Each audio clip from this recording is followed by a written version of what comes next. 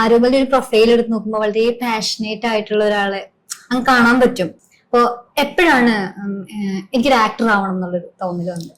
അത് ഈ പറഞ്ഞാലും കുറച്ച് വർഷങ്ങൾക്ക് മുമ്പാണ്. അത് ഞാൻ ആവർത്തന വിരസതയാണ്, എന്നാലും കാര്യമൊക്കെ നല്ല സത്യമാണല്ലോ.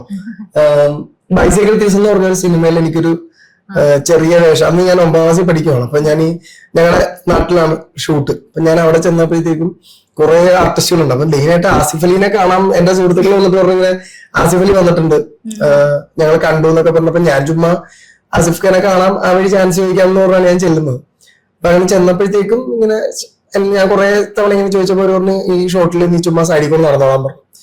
അങ്ങനെ സൈഡിൽ കൂടെ നടന്നു. ഞാൻ വീട്ടിൽ ചെന്ന് നിന്നിട്ട് തള്ളി, ഞാൻ ചിരിക്കുന്നത് ഓടുന്നൊക്കെ എടുത്തിട്ടുണ്ടെന്ന് പറഞ്ഞു. അന്നത്തെ ആ പ്രായത്തിന്റെ ഒരു അറിയില്ലായ്മ കൊണ്ട് ചെയ്തതാണ്. സിനിമ ഇറങ്ങി കഴിഞ്ഞപ്പോഴത്തേക്കും അതില്ല. അപ്പൊ എനിക്ക് ഭയങ്കര ഒരു വാശിയായി, ഇനി ഞാൻ ചെന്ന് ഇറങ്ങി അതേ തിയേറ്ററിൽ എന്നെ ഒന്നുകൂടെ ഒക്കെ ഒന്ന് കാണിക്കണം എന്നുള്ള വാശി. അപ്പൊ ആ ഒരു അന്നത്തെ ഒരു പൊട്ടബുദ്ധിക്ക് ഇറങ്ങി പോകുന്നതാണ്. പക്ഷെ പിന്നീട് അത് കാര്യം സീരിയസ് ആയി. അതാണ് സ്പാർക്ക്. ബൈസൈക്കിൾ തീവ്സ് ആണ് ലൈഫിൽ ഒരു സ്പാർക്ക് ഉണ്ടായത്.